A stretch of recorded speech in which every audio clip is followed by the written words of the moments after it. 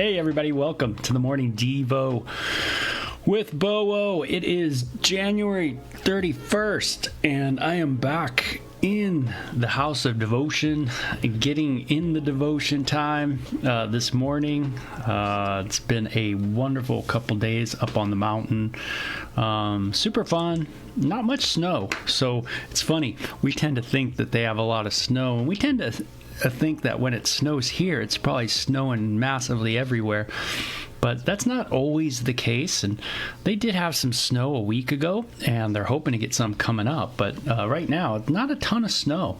So it was some serious rock skiing. Oh my gosh, did my skis take a brunt of these trails. And I tend to be one of those guys who likes to ski more of the tougher terrain, and so I kind of navigate myself into these really interesting areas with a ton of rocks. So yeah, just glad I made it through. Everything went good. Let me get my hat on too. Oh, get my hockey hat on. This is my hockey cap. And we'll get that on, get ready for the devotion. We're going to be in Proverbs 7 today. If you don't know, if you're new to this, welcome. My name is Bo Willett, and you could always check out my YouTube channel at, just go to YouTube, type in Bo Willett, and you'll get my devotions. The cool thing about doing devotions is you get to just pull out wonderful kind of applications to the scriptures. A lot of people don't read the Bible. A lot of people in the church don't read the Bible. I had learned this growing up as a secular, progressive, atheist guy from Southern California.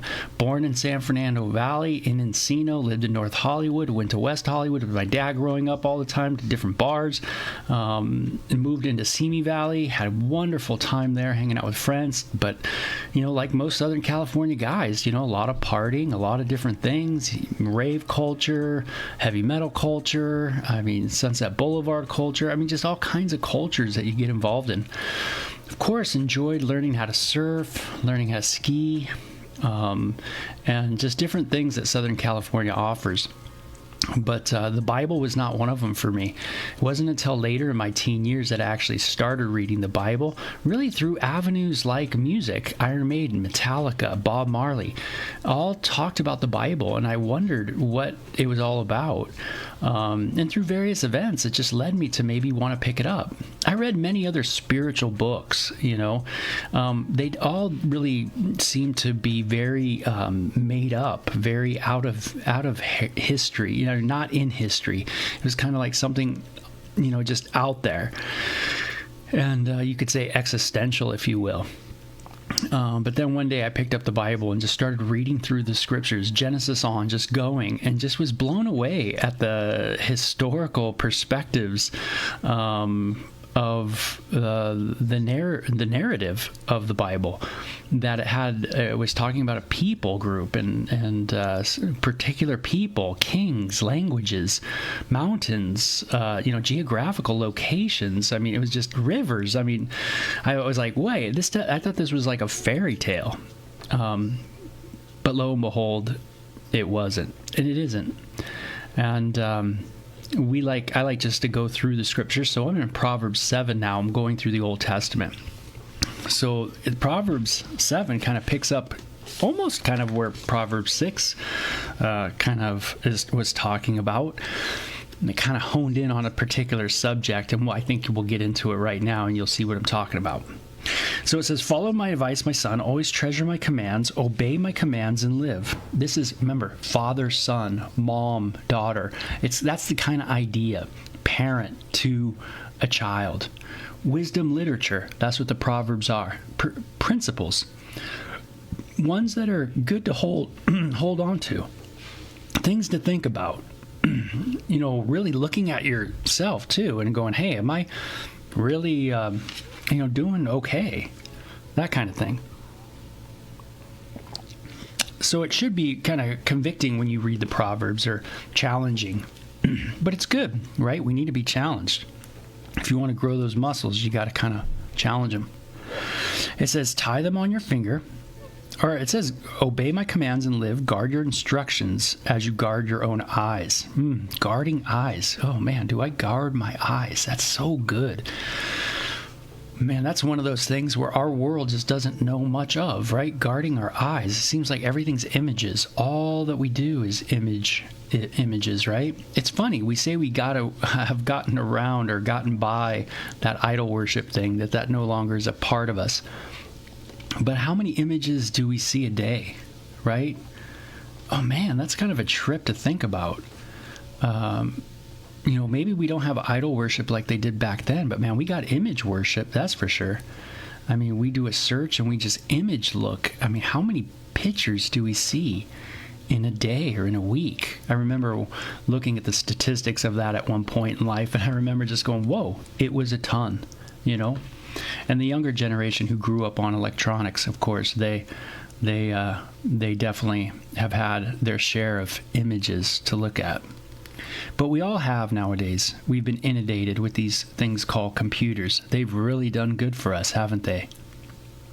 Tie them on your fingers as a reminder. Write them down or deep within your heart. Love wisdom like a sister. Make insight a beloved member of your family. So bring it into your family, right? That analogy.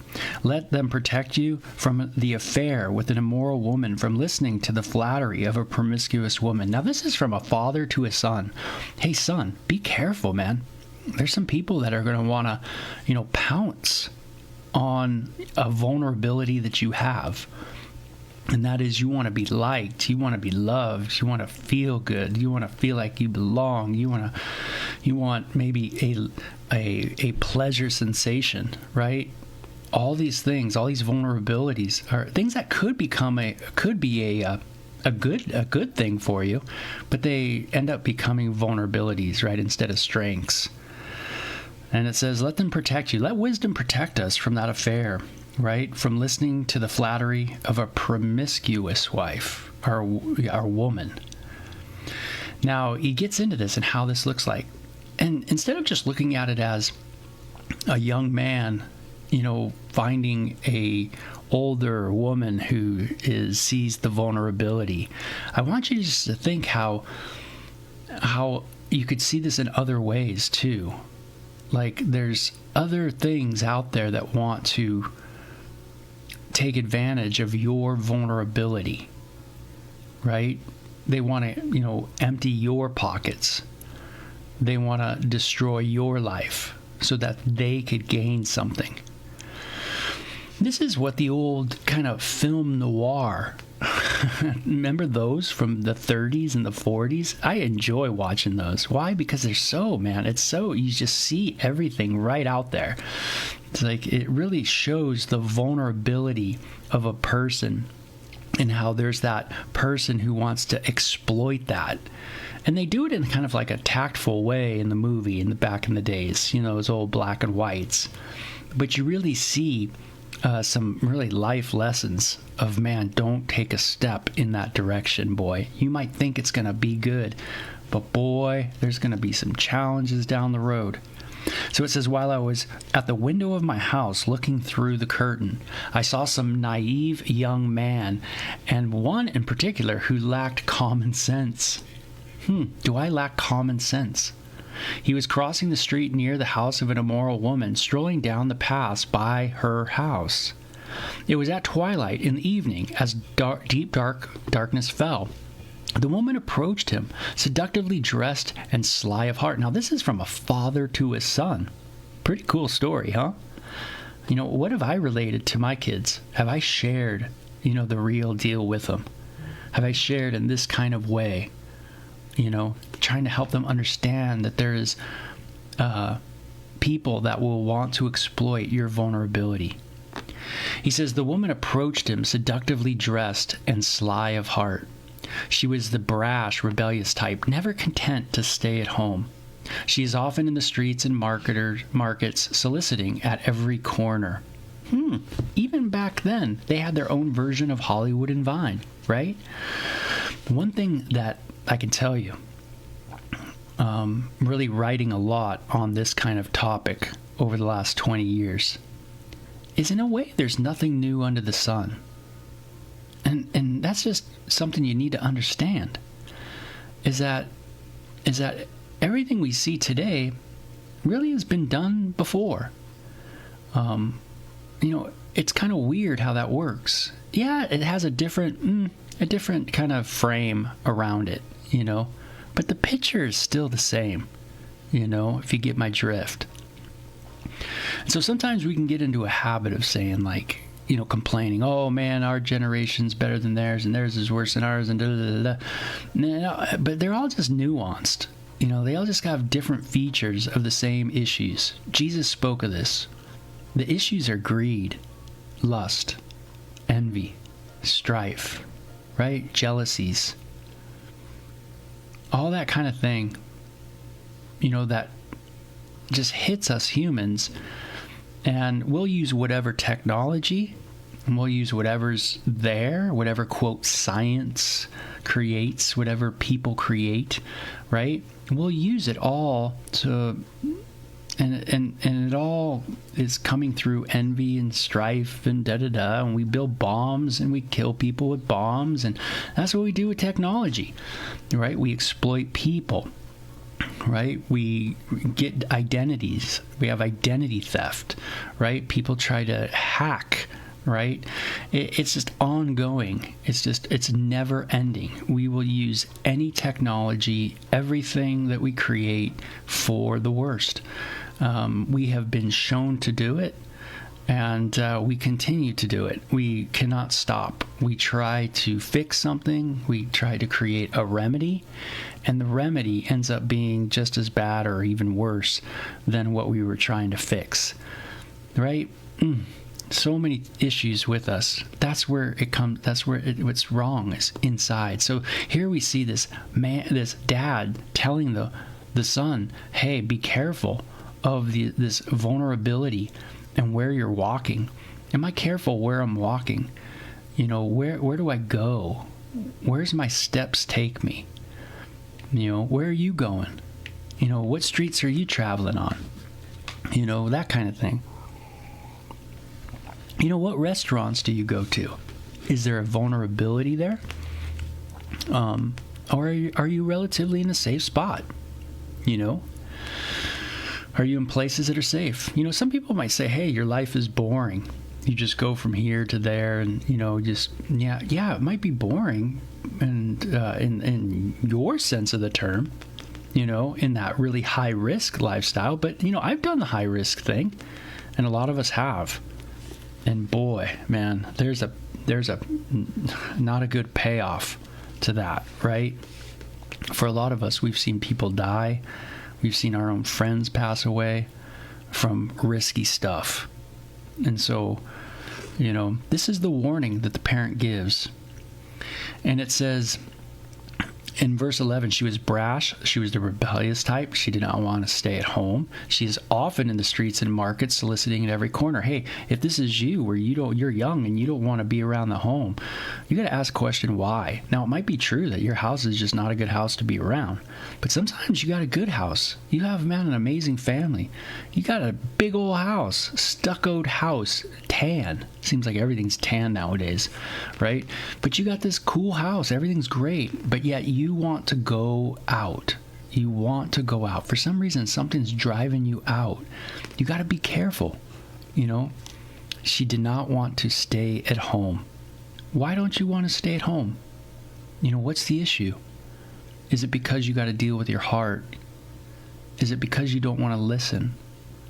You don't want to come underneath, right? You don't want to submit, right? You don't want to honor your mom and dad. Dude, that's me. That was me. Certainly so. I did not want to be a part of that honoring of mom and dad. Wanted to go do what I wanted to do, right? Narcissistic Bo. Go do what he wants to do. And that's how she is. It says she threw her arms around him and kissed him. With a brazen look, she said, I've just made peace offerings and fulfilled my vows. Oh, she's done the right thing. She's saying the right stuff. And says, you're the one I was looking for. I came to find you, and here you are. Oh, you're so special. You are so special. Don't you love that? Isn't that what grabs us so much, right? Some girl goes to a party, right, at college. You know how it is. You're in high school. You go to the backyard party. You know, people are pumping the keg, and then some girl spots you. And, man, you just melt, right? And your eyes lock. And you know, she could say anything to you, and you go do it. You know, you become like a puppet on a string at that point. And, you know, you just follow along. She says everything you've ever wanted to hear. Oh, he told me everything I ever wanted to hear. She said everything I ever wanted to hear. Right? You know, we have to come at relationships with fullness. If I don't come to a relationship already full, already complete, you know, filled with joy, filled with peace, filled with patience, filled with goodness, filled with all this stuff in my heart, then I'm going to try to get that from other people. Their liking me is going to be like, oh, it's so, exciting, that kind of thing. Instead of realizing that, no, I'm like not satisfied in this person. Like I'm satisfied in my relationship with God. That's what the greater is. God satisfies me. God is the greater than that person, right? It's not that you can't enjoy talking to a person, but you see what's happening here is there's this seduction, right? There's this seduction, this drawing, picking up on that need for us to feel loved, to feel a part of, to feel that kind of pleasure, right? Of attraction, we could say. And it says, my bed is spread with beautiful blankets. See, it starts talking. The talk is like, first you're awesome, you're the best, and then, hey, come with me, right? My bed is spread with beautiful blankets, with colored sheets of Egyptian linen. I've perfumed my bread with myrrh, aloes, cinnamon. Sounds like a wealthy person, right? Has this beautiful stuff. I got everything ready to go. My place is amazing. You'll love my apartment. It's absolutely off the charts. Come check it out, right? This kind of idea, this kind of talk, same kind of talk as today. No different. It says, come, let's drink our fill of love until morning. Let's enjoy each other's caresses. For my husband is not home. He's away on a long trip. He has taken a wallet full of money with him and won't return until later this month. Hey, I got a long time of being alone. Don't worry about getting caught. Isn't that the phrase that's always used? Don't worry about getting caught, right? And we got plenty of time. I got a killer pad. It's gonna be awesome. No one's gonna know. Doesn't your heart just break hearing that? Man, no one's going to know what's going on. Gosh, it's like, yeah, that's what we all think, but it's just not true. It's not true. This is what the Bible has always blown me away about. Everything's open to God. It says all things are naked before God. Wow, naked. I like how it uses that term. We're all like Adam and Eve, naked in the garden, so to speak. We're all pretty vulnerable, right? And we all are trying to what? Put on clothes. Isn't that weird? We're all wearing clothes. Why? Why do we all wear clothes? It's a big question, right? Why can't we just walk around without them? Because we're all covering up something, don't you think? Don't you understand that? We're all trying to cover up still. We're all trying to, we know we got stuff in us, and so we're trying to deal with that. Putting on clothes makes us feel better, feel more secure, feel less vulnerable, feel protected, right? Ooh, interesting, right? Yeah, we're most vulnerable when we're naked. We're most vulnerable. But the great thing is that we can be naked before the Lord. And if we're trusting in the Lord to cover our nakedness, our nudity, right? His way, man, we will be fully clothed. We will get clothes that will fully help heal the inner things of the insecurities and all the discontentments and the insecurities that we have, right? He'll give us clothes that'll help us with those things.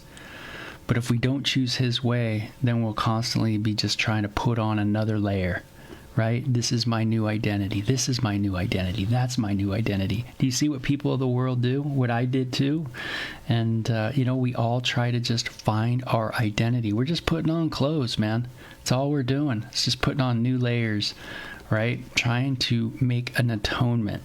Trying to deal with all the junk that's in our hearts. Everybody's doing it, right? The person who's saying they think they're this instead of that, but it's us too. We're all trying to put on our clothes to try to help us from that vulnerability. So Jesus offers us his clothes to be clothed in his righteousness, meaning his righteousness carries a security, right? The Son, Jesus, is secure in the Father. Man, they got a great relationship, and he can give you that kind of security that you're good with God and that you're okay and you're forgiven and you're accepted and you're adopted into God's family. And so you can have that security. So you don't need to, in a sense, try to find a new identity. We might still wear clothes because we still have a lot of vulnerabilities out there in the world, that's for sure. But we kind of understand why we're doing it now, We understand what's going on. So this person really, really is making it sound so good, like they won't be found out. So she seduced him with her pretty speech and enticed him with her flattery. He followed her at once. Ooh, like an ox. Whoa.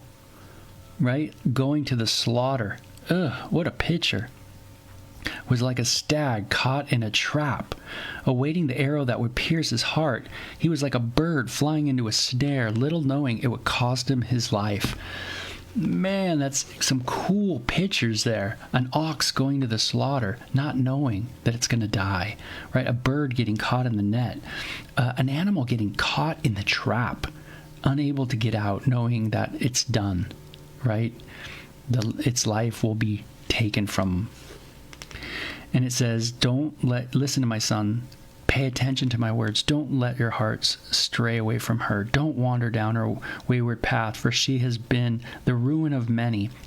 Many men have been her victims. Her house is the road to the grave. Her bedroom is the den of death. Now, this is what this tells me, is that lust, first of all, doesn't know any gender. And the second thing is that lust has always been. Humans struggle with lustful inclinations. We have a vulnerability, and it gets exploited, and we move in that direction, knowing it'll cost us something. And little do we know it'll cost us much more than we ever would have thought. And that's so true. And we all kind of go, The reason why we do that is because we all know we've been there. We've all done that. We've seen it happen. If not to us, maybe personally, which I would doubt if you haven't seen it to you personally, but you certainly have seen it out there with friends or family members or someone. Yeah, there's a cost to it. And it says she's been the ruin of many. Now remember, don't just think of a woman, think of a man, think of a company, right? It's been the ruin of many. Yeah, relationships, the ruin of many, right?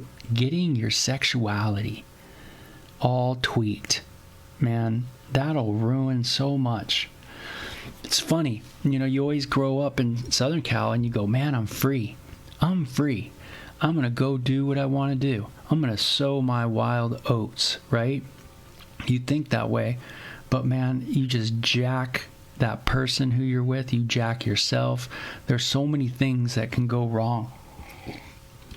There's so many vulnerabilities that happen. So many of our hearts have been fashioned by different experiences, right? Women have been in risky situations, have had super extreme vulnerabilities, have had to do certain incredible things they felt with their bodies. Maybe they got pregnant and they felt like they had to get an abortion. So many things, right? It just goes down the list. And there's industries that make money on all this. And so it blows our mind, right? But I love it. It just comes down to, son, pay attention. Ooh, so good. So I need to pay attention today. Really work on it. We all stumble in many ways. We all struggle in many ways. You're no different than me. I'm no different than you. We all have different nuances to our lives, right? We have different, in a sense, stories, but they all have the same inner things going on, right? Pride, envy, jealousy, discontentment, fear, insecurities, resentments, anger, all that. It's all in us all. It just kind of shows itself a little different in each of our lives. So we look at our vulnerabilities, understand that we're vulnerable, that we have to pay attention of where we're walking, where we're going, what we're doing, who we're around, and be very, I guess the word is intentional about these things. So, it's a good word for us. So I love these Proverbs. Super good, super practical, right? So anyway, you guys have a good one. Bob, dude, what is happening? Laura, what is going on? Good to see you. Laura says, be sure your sins will find you out. Yeah, they will. That's for sure. Right? Bob says our identity is in Christ. And that's so true. Yes, it is. And then we become clothed with Christ. Isn't that cool? We're clothed with the Lord. We're literally clothed with the Lord. And so we've been given a new protection. I love that kind of idea and that kind of analogy. It's pretty real when I look out in the world. The Bible is real. I mean, it makes sense. I see it every day. I see its implications, its applications in our world. You can see how important this book is, right? So you guys take care. Have a good one. Great to be back in the Devos. Bye-bye.